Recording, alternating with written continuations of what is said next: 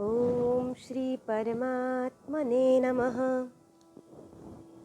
श्री रामचंद्र डोंगरे जी महाराज श्रीमद् भागवत रसामृत भागवत रहस्य का नया संस्करण।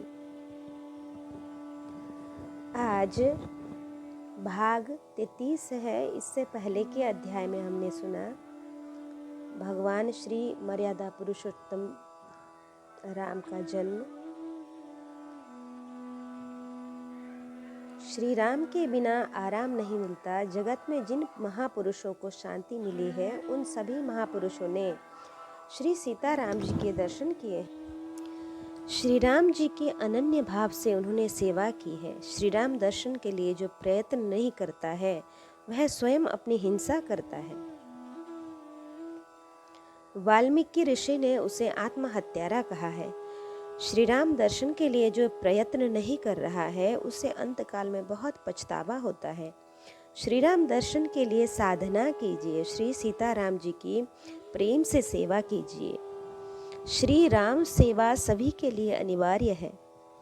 ज्ञान मार्ग या योग मार्ग आपका कोई भी मार्ग हो, चाहे आप किसी भी संप्रदाय में दीक्षा ग्रहण करें, पर सीताराम जी की सेवा के बिना किसी का भी मन शुद्ध नहीं होता। राम सेवा से जीवन सफल होता है। राम जी को पुष्प की माला समर्पित कीजिए, भोग चढ़ाइए, आरती कीजिए। यह तो राम जी की साधारण सेवा है। राम जी की उत्तम सेवा तो है कि आप राम जी जैसा जीवन व्यतीत कीजिए, राम जी की मर्यादा का पालन कीजिए। श्री राम चरित्र अनुकरणीय है। पुरुष का जीवन राम जी के जीवन सा होना चाहिए। स्त्री का जीवन सीता जी के जीवन सा होना चाहिए। श्री सीता जी ने स्त्री धर्म समझाया, श्री राम जी ने पुरुष का क्या धर्म है वह समझाया है। श्री राम जी धर्म की मूर्ति है। श्री राम सेवा सभी के लिए अति आवश्यक है। श्री कृष्ण भगवान की भक्ति करने वाला वैष्णव श्री राम सेवा नहीं करेगा तो उसे कृष्ण दर्शन नहीं होंगे।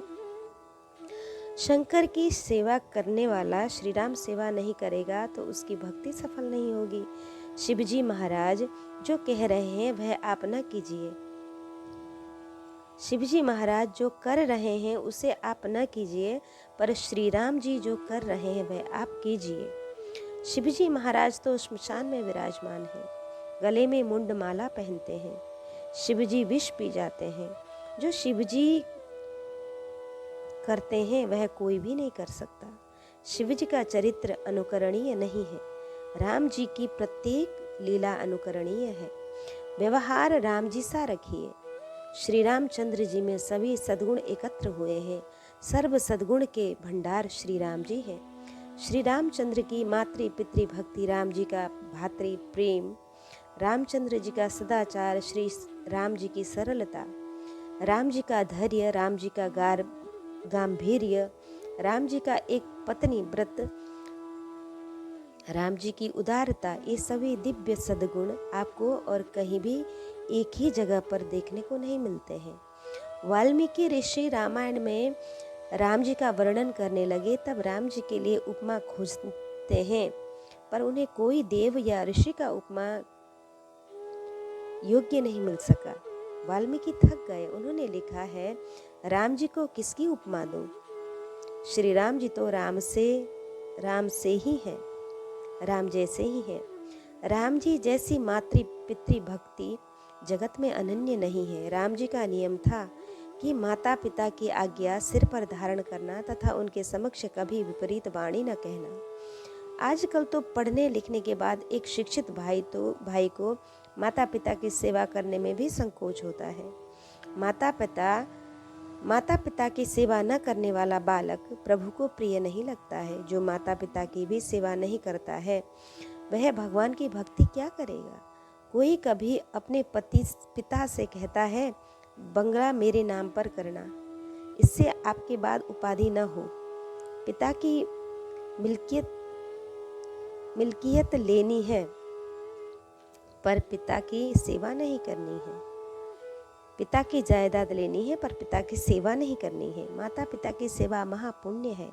आप भगवान की भक्ति अधिक न करें, अगर न कर सकें तो न करें। चलता है, पर आप अपने माता पिता की सेवा कीजिए, आप पर प्रभु कृपा करेंगे। राम जी ने कभी माता पिता के समक्ष कुछ भी नहीं कहा है। राम जी ने कभी भी कैकेयी से नहीं पूछा कि मुझे क्यों वनवास के लिए भेज रही है। आजकल की लड़की को माता पिता के अधीन रहना पसंद नहीं है। स्वेच्छाचार बहुत बढ़ गया है। लोग स्वतंत्रता की बहुत बातें करते हैं, परंतु सच्चा स्वतंत्र तो वही है जो जितेंद्रिय है। स्वेच्छाचार से पतन होता है, सदाचार परमात्मा के चरणों तक ले जाता है। सदाचार अर्थात शास्त्र सम्मत आचार। क्या करना क्या न करना स्वयं निर्णय न लीजिए, किसी संत से पूछिए, शास्त्रों में पढ़िए। हित का शासन जो करता है वह शास्त्र है। शास्ति इति शास्त्रः। निस्वार्थ ऋषियों ने इन शास्त्रों की रचना की है। ऋषियों ने बहुत सोचकर शास्त्र रचे हैं। शास्त्रों में श्रद्धा रखिए। तस्माच्छस्त्रम प्रमाणन्ते कार्य कार्य व्यवस्थितौ। राम जी की मातृ पितृ भक्ति अनन्य है। राम जी का बंधु प्रेम अलौकिक है। बंधु प्रेम का आदर्श प्रभु ने जगत को दिखाया है। आप अपने भाई के साथ प्रेम कीजिए। अपने भाई के साथ कपट न कीजिए। आपके भाग्य का धन किसी को भी नहीं मिलने वाला है और अन्यों के भाग्य का धन आपको नहीं मिलने वाला है। धन प्रारब्ध के अनुसार ही मिलता है। लोग धन के लिए छल कपट करते हैं, भाई से प्रपंच करते हैं। आजकल तो अपने भाई से बैर रखने वाले अनेक दिख पड़ते हैं और कुछ तो अपने साधु से प्रेम करते हैं, दूसरे के प्रति प्रेम भाव रखते हैं, पर अपने भाई के लिए त्याग नहीं करते हैं। आप अपने भाई से प्रेम कीजिए। राम जी का बंधु प्रेम कैसा अलौकिक है। कैकेयी ने कहा कि मैंने भरत को राज्य दिया है। यह सुनकर राम बहुत प्रसन्न हुए थे। कैकेयी माता को वंदन करके कहने लगे, माँ, मेरे मन की जो बात थी, जो मेरे मन में इच्छा थी, उसी के अनुसार आपने वरदान मांग लिया है। मेरे मन में बहुत इच्छा थी कि मेरा भाई भरत राजा हो। मुझे राजा होने की इच्छा नहीं है, अपने भरत को राजा देखने की मुझे बहुत इच्छा है। मेरे भाई का सुख ही मेरा सुख है। मेरे भाई की जीत मेरी जीत है। मेरे भाई की हार ही मेरी हार है। जैसा प्रेम राम जी के मन में है, वैसा ही भरत जी के मन में भी है, लक्ष्मण जी के मन में भी है। राम वन में जाने के लिए निकले, तब लक्ष्मण कैसे घर में रह सकते थे। लक्ष्मण जी घर में न रह सके। लक्ष्मण जी की धर्म पत्नी घर में है, माता पिता घर में है, लक्ष्मण जी का राज्य का हिस्सा है, पर लक्ष्मण जी को तो राम जी चाहिए, अन्य किसी की चाहना नहीं है। खेल में भी राम जी ने कभी छोटे भाई लक्ष्मण जी को नाराज नहीं होने दिया था। राम का प्रेम ही ऐसा था कि राम के बिना लक्ष्मण नहीं रह सकते थे। राम जी के पीछे पीछे लक्ष्मण जी भी वन में चले गए। रामायण की कथा में आता है कि लंका के युद्ध में मेघनाद ने लक्ष्मण जी पर शक्ति का प्रहार किया। लक्ष्मण जी को मूर्छा आ गई। राम जी लक्ष्मण जी का मस्तक गोद में रखकर बैठे हैं। लक्ष्मण के सिर पर हाथ रखकर सहलाते सहलाते रोते हैं। जगत में बहुत खोज करने पर सीता जी के समान स्त्री कदाचित मिल सकती है, पर मेरे लक्ष्मण जैसा भाई कभी नहीं मिलेगा। ऐसा भाई कभी हुआ ही न होगा। मुझे जरा भी कष्ट हो तो मेरा भाई सह नहीं सकता। मेरे भाई का मेरे प्रति अतिशय प्रेम है। भाई, आज तुम क्यों बोल नहीं रहे हो? क्यों नाराज हो? सुषेण वैद्य ने आकर कहा, सूर्योदय से पहले संजीवनी वनस्पति ले आइए, तो ही लक्ष्मण जीवित रह सकेंगे। सूर्योदय के बाद शायद ये न जी सकें। जल्दी जाइए और वनस्पति ले आइए। तब रामचंद्र जी ने कहा, जहाँ मेरा भाई जाएगा मैं भी जाऊँगा। मुझे अयोध्या की आवश्यकता नहीं है, मुझे सीता जी की भी ज़रूरत नहीं है। मुझे मेरा लक्ष्मण चाहिए। मैं अपने भाई के पीछे पीछे जाऊँगा। उसने मेरे लिए सब कुछ छोड़ दिया। इसका कैसा प्रेम है।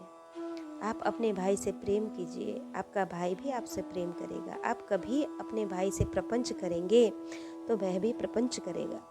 आपके शरीर में जो परमात्मा है वे ही उसके शरीर में भी है। देह सबके भिन्न भिन्न है, देह में जो देव है वो तो एक ही है। आप भाई से कपट करेंगे तो कभी भाई को भी कपट करने की इच्छा होगी। रामचंद्र जी का बंधु प्रेम अलौकिक है। जैसा प्रेम राम जी का है वैसा ही प्रेम भरत जी का भी है। भरत जी ने 14 वर्षों तक उपवास किए हैं। वे सोचते हैं कि श्री राम वन में कंदमूल खाते हैं और मैं अनाज खाऊं। भरत जी का ऐसा नियम था कि कोई साधु आए, कोई ब्राह्मण आए, गरीब आए, उसे प्रेम से मिठाई खिलाते। पर श्री राम वियोग में भरत जी ने स्वयं 14 वर्षों तक अनाज नहीं खाया है। भरत जी की निष्ठा है।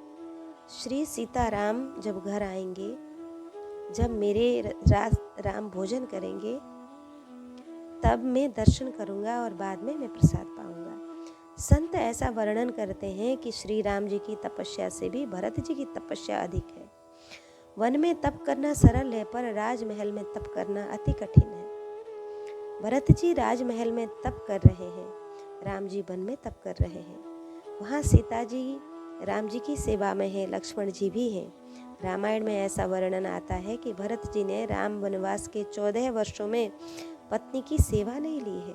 उन्होंने विचारा है कि मैं राम का सेवक हूँ, मुझे किसी की सेवा नहीं लेनी है। वन में श्री राम दर्भ की शैया पर सोते हैं, राजमहल में भरत जी धरती पर ही सोते हैं। कैसा बंधु प्रेम! आप अपने भाई से प्रेम कीजिए, भाई से कपट न कीजिए। पाप और पारा एक न एक दिन बाहर आ ही जाता है। पारा कभी छिप नहीं सकता, पाप भी छिपाया नहीं जा सकता। भाई के साथ कपट करेंगे तो आज नहीं तो 2 वर्ष के बाद, 10 वर्ष के बाद प्रकट होगा ही। मंदिर में जाते हैं, कथा सुनते हैं, पर भाई से कपट करते हैं। एक भाई ने एक बार कहा, महाराज आप कथा बहुत अच्छी करते हैं मुझे एक ऐसा मंत्र दीजिए कि कोर्ट में मेरी जीत हो जाए। मैंने पूछा, भाई आपने किस पर दावा किया है? उसने कहा, अपने भाई पर दावा किया है। उनसे मुझे कहना पड़ा कि आपकी बुद्धि भ्रष्ट हो गई है, आपने अपने भाई पर दावा किया है। बड़ा भाई राम सा होगा तो छोटा लक्ष्मण सा हो जाएगा, पर अगर आप बड़ा भाई रावण सा होंगे तो छोटा भाई कुंभकर्ण तो हो ही जाएगा। प्रेम और मान कभी न मांगना, प्रेम में मान सभी को देना। आप शुद्ध भाव से भाई से प्रेम करेंगे तो आपका भाई आपके साथ अवश्य प्रेम करेगा। श्री रामचंद्र जी का बंधु प्रेम अनन्य था। श्री रामचंद्र का संयम अलौकिक था। श्री रामचंद्र जी का संयम भी अलौकिक था। रामचंद्र जी प्रत्येक इंद्रिय पर संयम रखते थे। संयम से बहुत सुख मिलता है, संपत्ति से थोड़ा सुख मिलता है। जिनके जीवन में संयम है वही भक्ति कर सकता है, उसका ही ज्ञान स्थिर रहता है। संयम के बिना ज्ञान टिकता नहीं है। घट में छिद्र हो तो छिद्र वाला घट कभी भरा हुआ नहीं रहेगा। जिस घड़े में पानी भरना है उसकी बहुत देखभाल की जाती है, कहीं उसमें छिद्र तो न पड़ जाए। शरीर एक घड़ा है, उसमें 9 छिद्र हैं। आँखों से, कानों से, जीभ से ज्ञान बाहर बह सकता है। संयम से ज्ञान टिकता है, संयम से ही भक्ति होती है। जिसके मन में, जिसके जीवन में संयम है वह अति सुखी है। रामचंद्र जी का संयम अद्भुत है। रामायण में लिखा है कि श्री राम आंखें उठाकर किसी स्त्री को देखते नहीं थे। रामचंद्र परांदारन चक्षुणाम नाभि वीक्षते। कभी किसी स्त्री पर दृष्टि पड़ जाए तो श्री रामचंद्र जी मातृभाव से देखते थे, स्त्री भाव से नहीं देखते थे।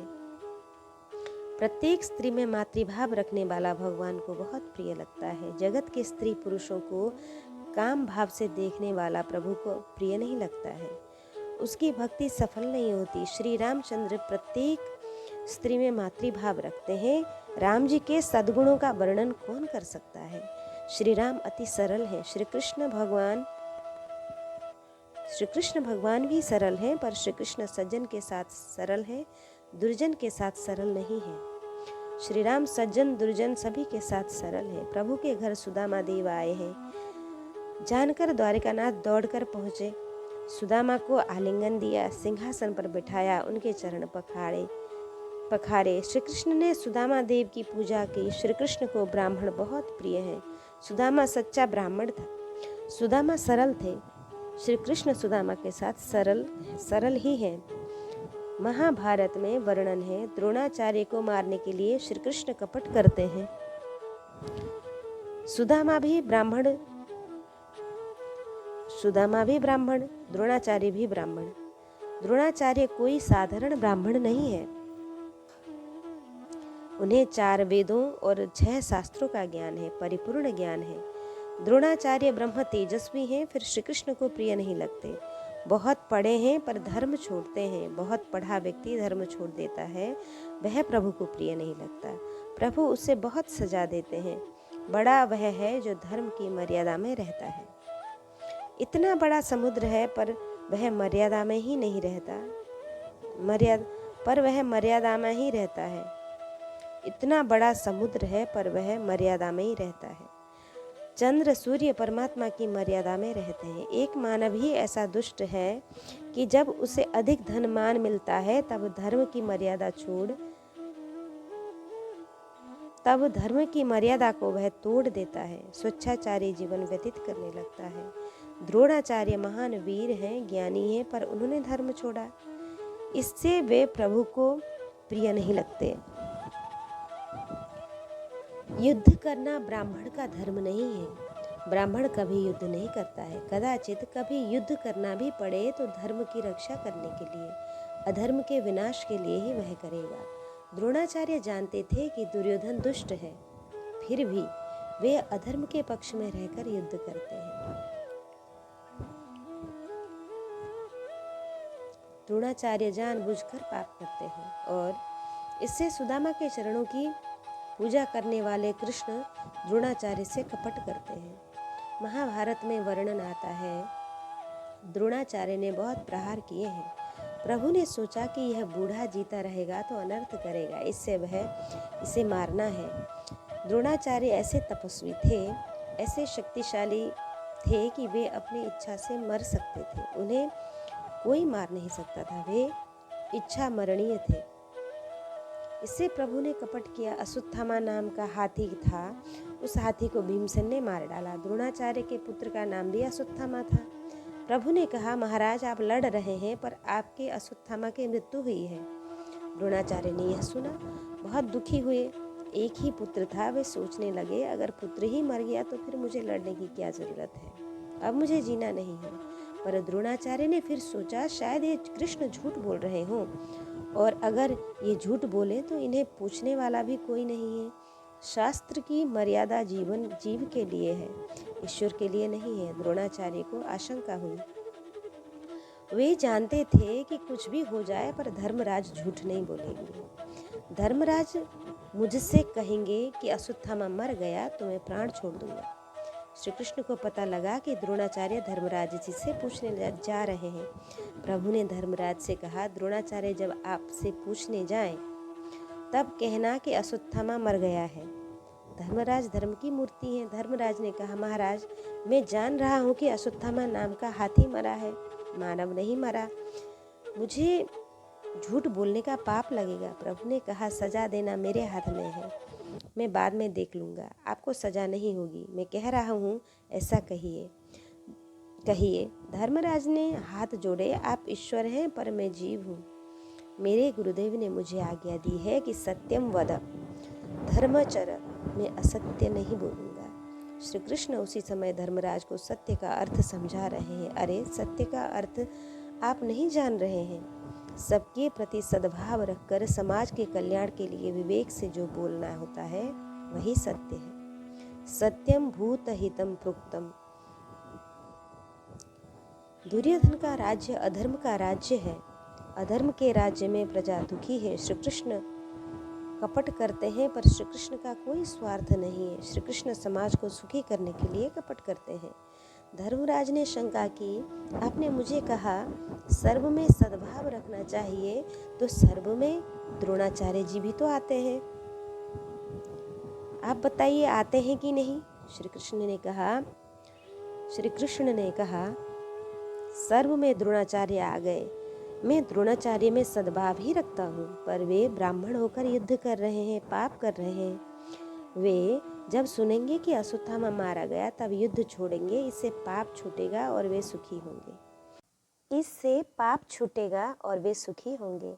आज भले ही उन्हें दुख हो रहा हो, धर्मराज ने सोचा कि श्री कृष्ण सच ही कहते हैं।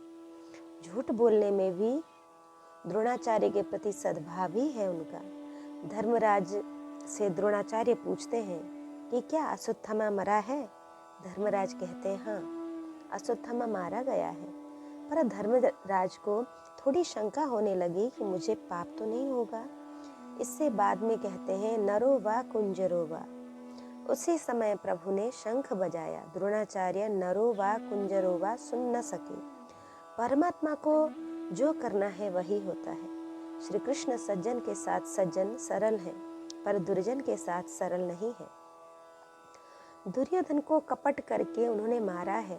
दुष्ट जिंदा रहता है तो अनेकों को रुलाता है, उससे कपट से मारने में दोष नहीं है। श्री कृष्ण की राजनीति है और श्री राम की धर्म नीति है।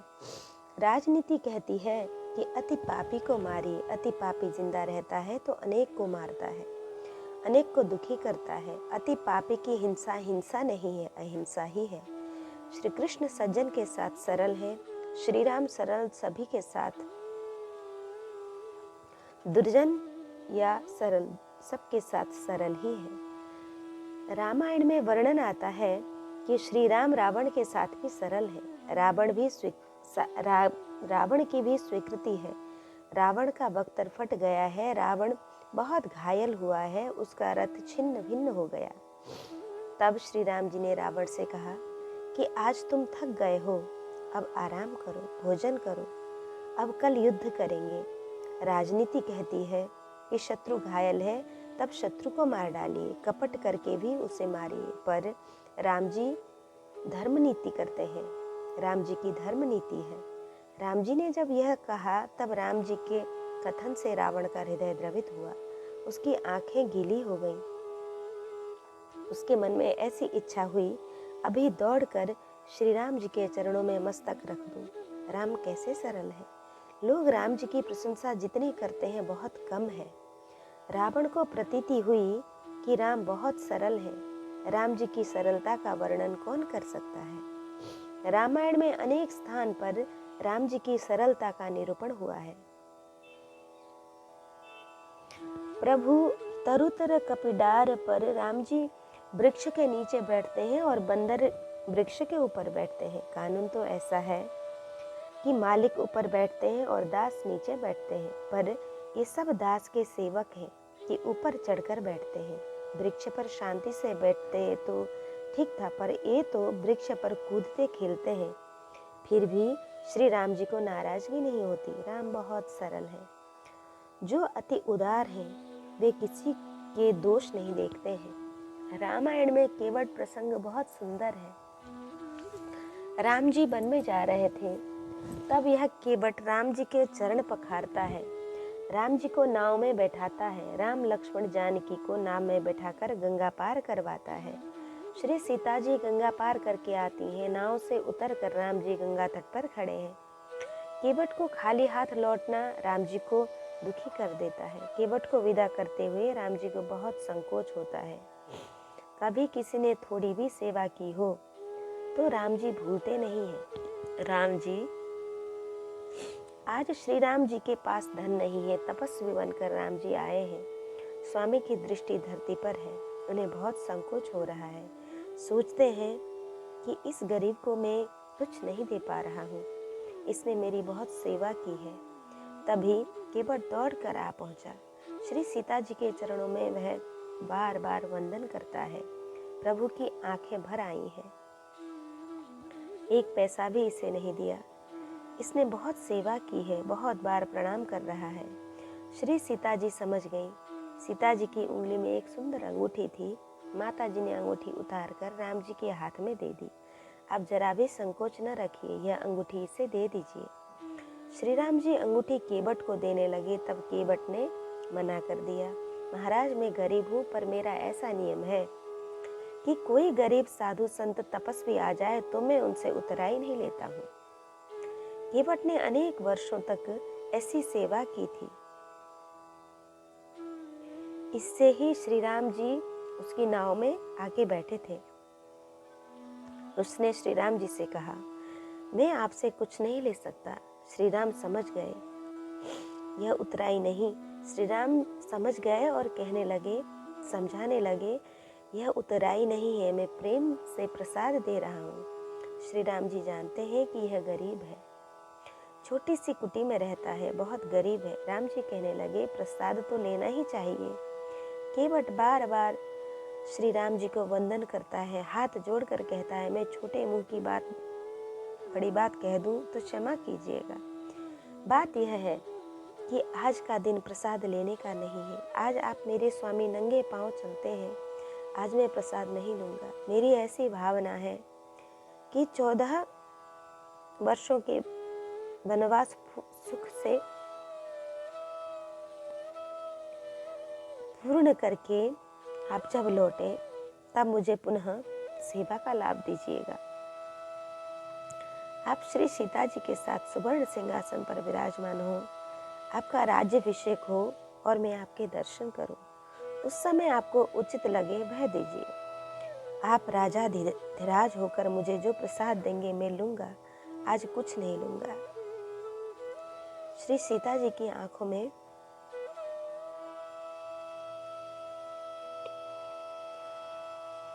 प्रेमाश्रु आए। विचारने लगी कि यह केवट अनपढ़ है, गरीब है, पर इसका हृदय गंगा जल के समान शुद्ध है। इसकी कैसी सुंदर भावना है। रामायण में एक कथा है, रावण को मारकर राम जी, श्री सीता जी, श्री लक्ष्मण जी और वानर सेना के साथ पुष्पक विमान से लंका से निकले और अयोध्या पहुँचे। श्री सीता राम जी जिस दिन अयोध्या पहुँचे वह था वैशाख शुक्ल पंचमी का दिन। लोग बहुत प्रसन्न हुए। सभी ने आग्रह किया कि अब तुरंत राज्याभिषेक होना चाहिए। इससे वैशाख शुक्ल सप्तमी के दिन श्री सीता राम जी का राज्याभिषेक हुआ। बहुत बड़ा दरबार हुआ। अनेक देशों के राजा आए, देव आए, राम जी को भेंट समर्पित की गई। जय जयकार हुआ। बहुत भीड़ है। सुवर्ण सिंहासन पर श्री राम जी विराजमान है और चारों ओर देख रहे हैं। सीता जी ने पूछा, आप किसकी खोज कर रहे हैं? क्या आप किसी को खोज रहे हैं? किससे खोज रहे हैं? तब रामचंद्र जी ने कहा, ये सब मेरे दर्शन के लिए आए हैं, पर मुझे जिसके दर्शन की इच्छा है वह कहीं दिखाई नहीं दे रहा है। श्री सीता जी को आश्चर्य हुआ। ऐसा कौन है कि जिसके दर्शन की इच्छा प्रभु को हो रही है? ऐसा कौन भाग्यशाली है कि जिसे देखने की इच्छा प्रभु को हो रही है? श्री रामचंद्र जी ने कहा, तुम्हें याद है कि जिस केवट ने हमें गंगा पार करवाई थी, उसने कहा था कि राज्याभिषेक के बाद मुझे प्रसाद देना। वही केवट नहीं आया है।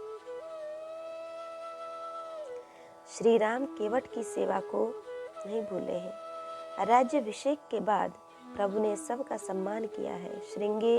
श्रृंगवेरपुर के राजा गुहक को उन्होंने बुलाया और कहा कि तुम्हारे गांव में मैं आया था, तब जिस केवट ने मुझे गंगा पार करवाई थी उस केवट के लिए प्रसाद ले जाकर देना। राम जी ने केवट के लिए अनेक आभूषण वस्त्र भेजे हैं। दुख में किसी ने थोड़ा पानी भी दिया हो तो उसे न भूलना, किसी का उपकार न भूलना और किसी का अपकार मन में न रखना। थोड़ी भी किसी ने सेवा की हो तो याद रखना, परमात्मा आपको संपत्ति दे तब उपकार का बदला विवेक से चुकाना। हृदय राम जी जैसा सरल रखना। आप भले ही साधु न बन सकें, आप सरल बनिए। जिसका हृदय सरल है वह साधु है। भले ही वह बंगले में रहता हो, जिसका हृदय सरल है उसके हृदय में भगवान का प्रवेश होता है। छल कपट न कीजिए, कपट से हृदय टेढ़ा हो जाता है। कपट करने वाला मूर्ख होता है, कपट से बहुत नुकसान होता है। भले ही थोड़ा भौतिक लाभ मिलता हो, शांति नहीं मिलती है। परिवेश से साधु होना सरल है, हृदय से साधु होना कठिन है। दूसरे का काम कर देने वाला साधु है। दूसरे के कार्य को सिद्ध करने के लिए प्राण का भी त्याग करता है, वह साधु है। श्री राम अति सरल है, इससे राम राज्य में प्रजा अति सुखी है। राम राज्य में प्रजा को जैसा सुख मिला वैसा स्वर्ग के देवों को भी नहीं मिला है। श्री राम धर्म की मूर्ति है। रामायण में वर्णन है कि राम जी की प्रजा को काल देव भी वंदन करते हैं और जिसे मरने की इच्छा है उसे ही काल पकड़ सकता है। श्री राम राज्य में प्रजा अति सुखी है, पर सीता राम जी को अति दुख सहना पड़ा है। जो अति सरल है उसे लोग बहुत त्रस्त करते हैं। इससे ही श्री कृष्ण अवतार में भगवान जरा टेढ़े हो गए।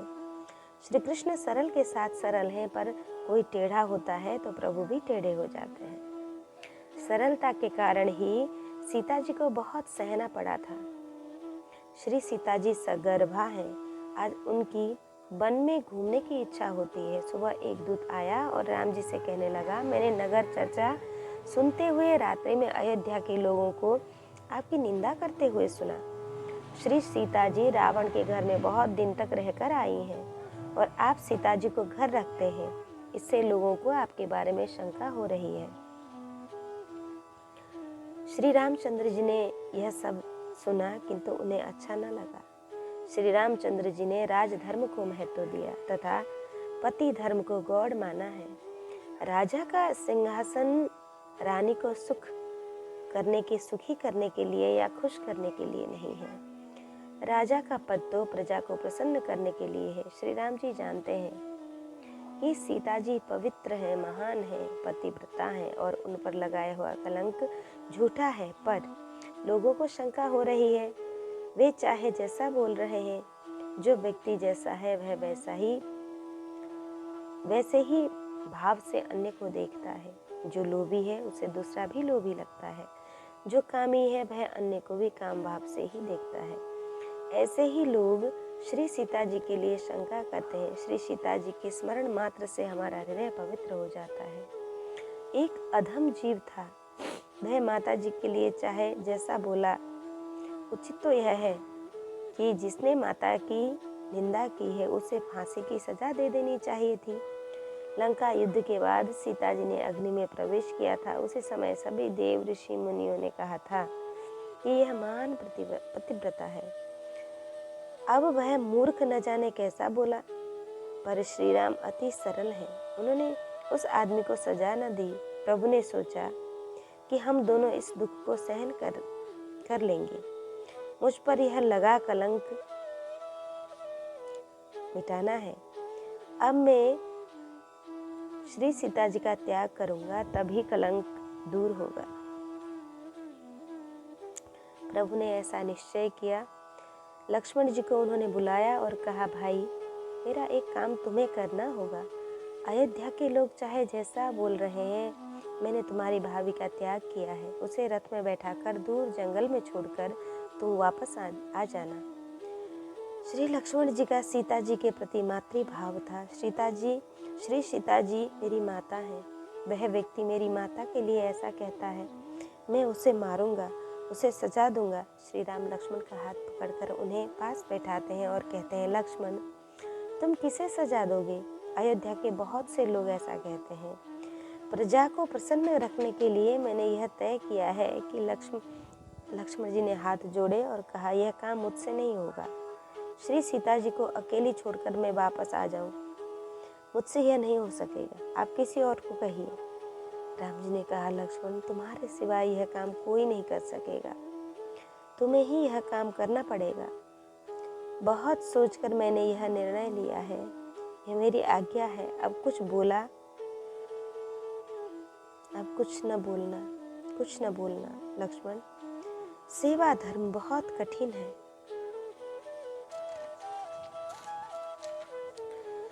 सेवक कहलाना सरल है, सेवा करना अति कठिन है।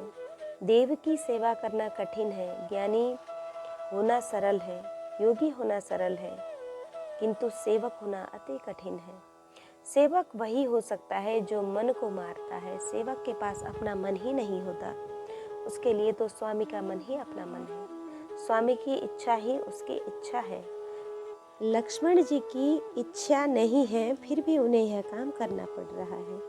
श्री राम जी ने श्री सीता जी से कुछ भी नहीं कहा है। लक्ष्मण जी सीता जी को रथ में बैठा कर ले जाते हैं। प्रभु की आज्ञा थी कि रास्ते में कुछ न कहना, वन में पहुंचकर ही बताना। श्री सीता जी तो ऐसा समझ रही हैं कि उनकी वन में घूमने की इच्छा के कारण ही श्री राम जी ने उन्हें वन में घूमने के लिए भेजा है। रास्ते में अपशकुन हो रहे थे। घनघोर जंगल में पहुंचकर श्री सीता जी रथ से नीचे उतरी। उसी समय लक्ष्मण जी छोटे बालक की तरह रोने लगे। वे महान वीर हैं, फिर भी रो रहे हैं। सीता जी अनजान हैं। इससे पूछती हैं, भाई क्यों, क्या हुआ, तुम क्यों रो रहे हो? लक्ष्मण जी साष्टांग प्रणाम करके कहने लगे, माँ, मैं यह काम नहीं करना चाहता था, पर मुझे करना पड़ा। मैं सेवक जो हूँ। अयोध्या के लोग चाहे जैसा बोलते हैं, इससे प्रभु ने आपका त्याग किया है। लक्ष्मण जी की बात सुनकर सीता जी व्याकुल हो गई, पर उन्होंने धैर्य धारण करके कहा, लक्ष्मण, अपने प्रति उनके प्रेम को मैं जानती हूँ। वे कभी मेरा त्याग नहीं कर सकते, पर प्रजा को प्रसन्न करने के लिए प्रभु ने यह लीला की है। राजा का पद प्रजा को प्रसन्न करने के लिए ही होता है। वे जो कुछ करते हैं उचित ही होता है। लक्ष्मण, उन्होंने मेरा त्याग किया है, इसकी चिंता नहीं है, पर मुझे उनकी चिंता है। उनकी सेवा अब कौन करेगा? वे किसी स्त्री का स्पर्श नहीं करते, न दृष्टि उठाकर किसी स्त्री को देखते हैं। लक्ष्मण, आज तक मैंने किसी से नहीं कहा, पर आज तुम्हें कह रही हूँ कि रात्रि में जब तक मैं उनके चरणों की सेवा करती, तब तक उन्हें नींद आ जाती थी। जब तक मैं उनके चरणों को दबाती, तब वो बड़े प्रेम से सो जाते थे। अब उन्हें सुख की नींद कैसे मिलेगी? लक्ष्मण, मेरे वियोग में वे बहुत दुखी रहेंगे। आप मेरी चिंता न कीजिए। आप अपने बड़े भाई की देखभाल करना, आप उनकी सेवा कीजिएगा। एक क्षण भी उनको छोड़ना नहीं। लक्ष्मण, श्री राम वियोग जैसा कोई दुख नहीं है, पर मैं सहन कर लूँगी। मुझे अब आत्महत्या नहीं करनी है। आप जानते हैं कि मैं सगर्भा हूँ। सूर्य वंश का पवित्र तेज मेरे उदर में है। मैं बालक को बड़ा करूँगी। मुझे दुख यह हो रहा है कि इस वन में कोई साधु संत जब पूछेंगे कि आपके पति ने आपका त्याग क्यों किया, तब मैं क्या उत्तर दूंगी? ऐसा कहकर सीता जी विलाप करने लगी। लक्ष्मण बुद्धिमान है, वे सीता जी को धैर्य बंधाने लगे। माँ, पास में वाल्मीकि का आश्रम है, वे आपके पिता के मित्र हैं। माता, यह आपका सेवक पुनः आपके दर्शन करने आएगा। अब मुझे आप आज्ञा दीजिए। सीता जी को वंदन करके लक्ष्मण जी लौट गए। सीता जी बहुत व्याकुल हो गई। उनकी यह दशा देखकर जंगल के पशु पक्षी भी रोने लगे। सीता जी के दर्शन से पशु पक्षियों के हृदय में भी उनके प्रति प्रेम उमड़ रहा है। इससे वे भी व्याकुल हो रहे हैं, प्रेमाकुल होकर रोने लगे हैं। वाल्मीकि ऋषि ने सुना कि कोई स्त्री रो रही है। वे दौड़कर वहां पहुंचे। उन्होंने सीता जी को पहचान लिया। वे समझाने लगे कि बेटी, मैं सब कुछ जानता हूँ। तुम मेरी पुत्री हो, मैं तुम्हारे पिता का मित्र हूँ। सीता जी को समझाकर वाल्मीकि उन्हें अपने आश्रम में ले गए। श्री राम चक्रवर्ती सार्वभौम राजा हैं। श्री राम के दोनों पुत्रों का जन्म एक ऋषि के आश्रम में हुआ है। लवकुश को वाल्मीकि ऋषि रामायण पढ़ा रहे हैं। भागवत की रचना गंगा तट पर हुई है और रामायण की रचना तमसा नदी के तट पर हुई है। वाल्मीकि जी का आश्रम तमसा नदी के तट पर है। लवकुश रामायण की कथा बहुत सुंदर कहते हैं। दोनों 7 वर्ष के हैं। समास दोनों पक्षों में बोलता है। रामचंद्र जी का सीता त्याग कई लोगों को पसंद है, कईयों को नापसंद भी है। राम राज्य में सभी आनंद में है, लोगों को अति सुख मिला है, पर सीता राम जी के सुख का विचार किसी को नहीं है। अकेले राम राजमहल में रहते हैं, अकेली सीता वाल्मीकि के आश्रम में रहती है। पर राम जी के पास जाकर कोई नहीं कहता कि माता सीता को बुला लीजिए, नहीं तो मैं अन्न त्याग करूंगा, मैं प्राण भी त्याग कर दूंगा। ऐसा कोई नहीं कहता। एक ब्राह्मण का हृदय व्याकुल हुआ है। वे आज दरबार में बहुत विलंब से आए हैं। राजसभा में वशिष्ठ को बहुत सम्मान दिया जाता है। वशिष्ठ जी पधारे हैं। सब खड़े होकर उन्हें सम्मान देते हैं। राम जी ने वशिष्ठ जी की पूजा की। वशिष्ठ जी तपस्वी ब्रह्मनिष्ठ महाज्ञानी ब्राह्मण हैं। गुरुदेव के चरणों में वंदन करके राम जी पूछते हैं, आपको क्या हो रहा है? आपका स्वास्थ्य तो अच्छा है ना? आपको सभा में आने में विलंब कैसे हुआ? वशिष्ठ जी ने पूछा, सीता जी कहाँ हैं? वे महान पतिव्रता हैं। सीता जी के स्मरण मात्र से इस ब्राह्मण की आंखों में आंसू आ गए। वे बोले, आप दोनों सिंहासन पर विराजमान हो और मैं दर्शन करूं, यही आकांक्षा है, अन्य कोई इच्छा नहीं है। राम जी ने गुरु जी के चरण पकड़ लिए और कहा, आपके आशीर्वाद से सब अच्छा ही होगा। जो कुछ किया है बहुत सोच समझकर, सोच विचार के बाद ही किया है। गुरु जी, इस विषय में अब मुझे आप कुछ न कहिएगा। श्री रामचंद्र जी को यज्ञ करना है। राजा को यज्ञ करना ही चाहिए। यज्ञ प्रजा के कल्याण का साधन है। वशिष्ठ जी ने श्री रामचंद्र जी से कहा, अकेला पुरुष यह नहीं कर सकता, अकेली स्त्री भी यह यज्ञ नहीं कर सकती। पति पत्नी के साथ में बैठेंगे तो ही यज्ञ होगा। सीता जी को बुलवाइए। प्रभु ने हाथ जोड़कर इनकार कर दिया, बोले, यह नहीं हो सकेगा। तब एक भूदेव ने कहा, राजा तो अनेक विवाह कर सकता है, आप किसी राजकन्या से विवाह कर लीजिए। रामचंद्र जी ने हाथ जोड़कर कहा, यह आप क्या कह रहे हैं? जगत की प्रत्येक स्त्री मेरी माता है। रामचंद्र जी का एक पत्नी व्रत है। एक पत्नी व्रत का हमारे शास्त्रों में बहुत महत्व है। देव, अग्नि और ब्राह्मण, इन तीनों की साक्षी में जिस पुरुष के साथ, जिस स्त्री के साथ विवाह किया गया हो, उसके साथ जो काम भाव रखता है और अन्य सब सर्व स्त्री पुरुष को जो सद्भाव से देखता है, वह ग्रस्त होने पर भी साधु है। राम जी का एक पत्नी व्रत परिपूर्ण है। दशरथ महाराज चाहे अनेक रानियों से विवाह करें, पर राम जी ने कभी ऐसा नहीं कहा कि मेरे पिता ने बहुपत्नीत्व का आचरण करने की भूल की है। पर राम जी बहुत विवेक से पिताजी की भूल सुधार ली है।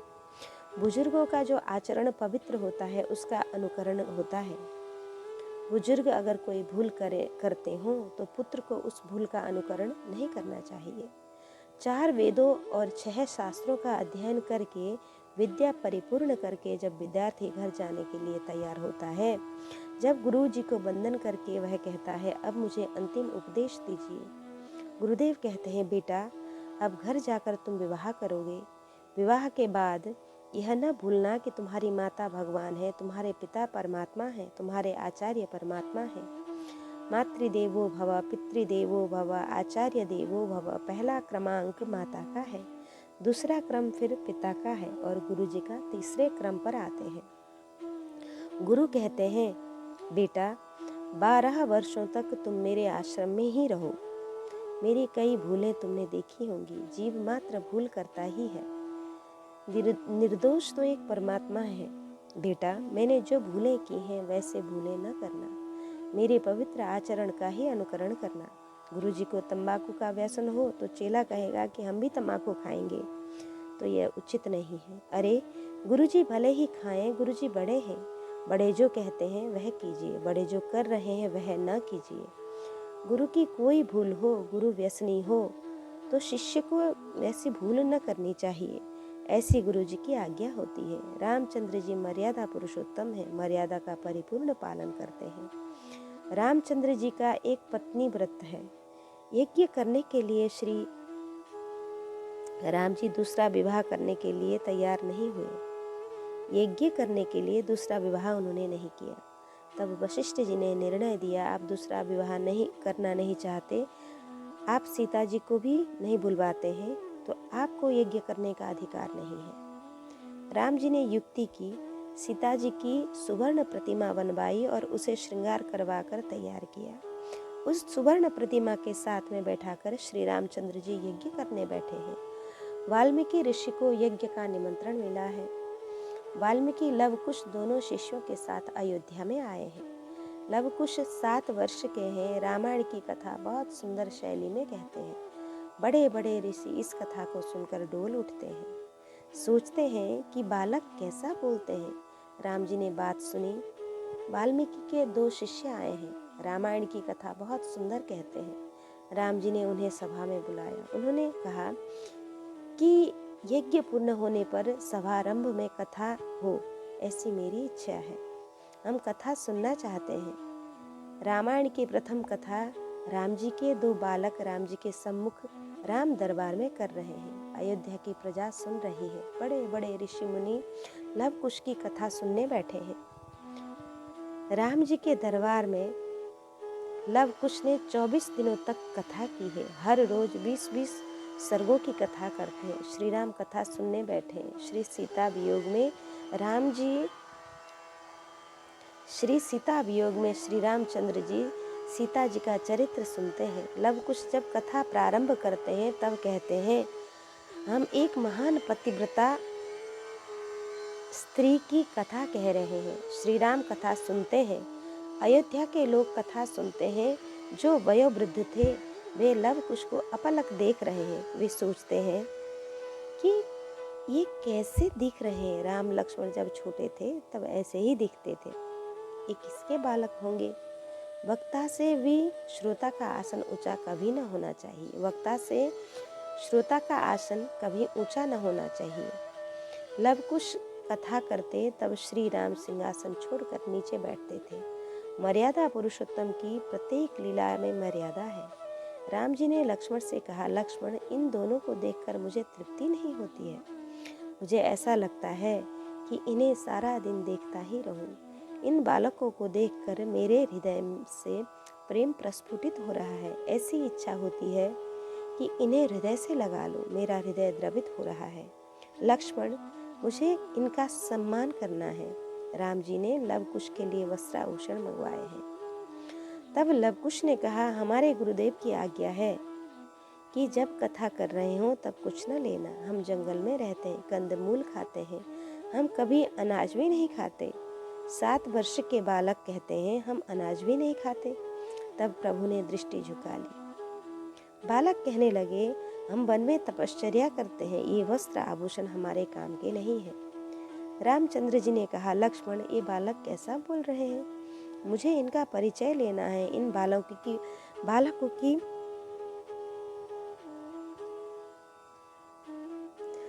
माता कौन होंगी, पिता कौन होंगे। लक्ष्मण, इन्हें बुरा न लगे, तुम विवेक से इनसे पूछ लो। लक्ष्मण जी ने हाथ जोड़े हैं और बालकों से पूछ रहे हैं, आपकी कथा से रामचंद्र जी को बहुत आनंद हुआ है। वे आपका परिचय चाहते हैं, आप कौन हैं। तब लव कुश ने कहा, हम वाल्मीकि ऋषि के शिष्य हैं। लक्ष्मण जी ने कहा, आप वाल्मीकि ऋषि के शिष्य हैं, यह तो राजा राम भी जानते हैं, पर उनकी यह जानने की इच्छा है कि आपके माता पिता कौन हैं। लक्ष्मण जी ने जब सभा में प्रश्न पूछा तब बालकों ने कहा, सनातन धर्म की मर्यादा है, जिसने घर छोड़ दिया उससे घर का परिचय न पूछना चाहिए, गुरुदेव का परिचय पूछना चाहिए। साधु को, सन्यासी को, ब्रह्मचारी को घर का स्मरण कराने वाले को पाप लगता है। राजा राम सनातन धर्म की मर्यादा जानते हैं, फिर भी ऐसा प्रश्न क्यों पूछ रहे हैं। हमारे माता पिता चाहे जो हों, राजा राम को यह जानने की क्या आवश्यकता है। लव कुश ने दरबार में राज्याभिषेक तक की रामायण की कथा कही है। रामचंद्र जी ने कहा, राज्याभिषेक के बाद की कथा जानने की बहुत इच्छा है। लव कुश ने मना कर दिया, कहा कि हमारे गुरुदेव की आज्ञा नहीं है। राज्याभिषेक तक की ही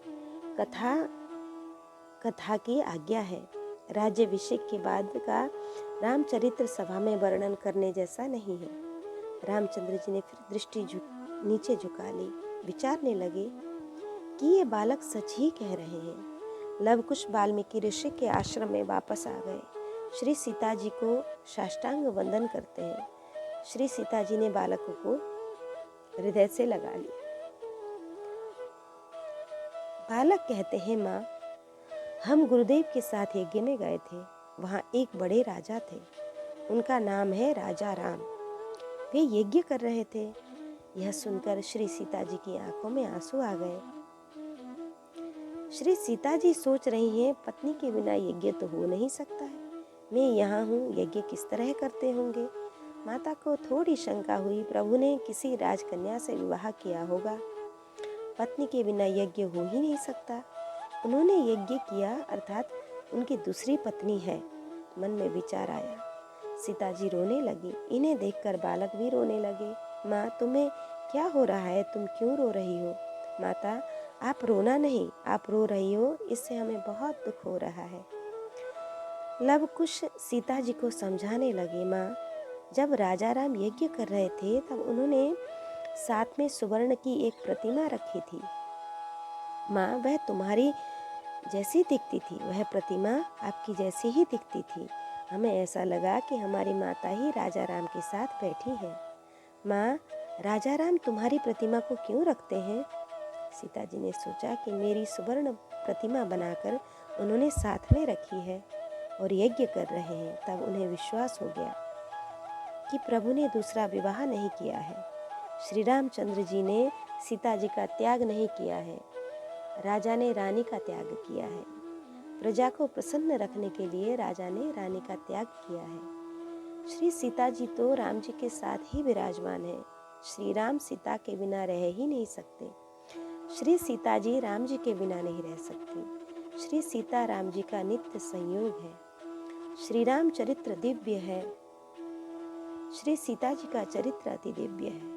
वाल्मीकि जी ने ऐसा कहा है कि रामायण सीता जी का चरित्र है। रामायण में से सीता जी का पात्रत्व निकाल दिया जाए तो उसमें विशेष राम ही रहेंगे, राम ही नहीं रहेंगे तो उसमें विशेष राम रहेंगे ही नहीं। श्री सीता जी के कारण ही राम जी की शोभा है। आज हमने श्रवण किया भाग 43। कृष्णाय वासुदेवाय हरये परमात्मने प्रणतक्लेशनाशाय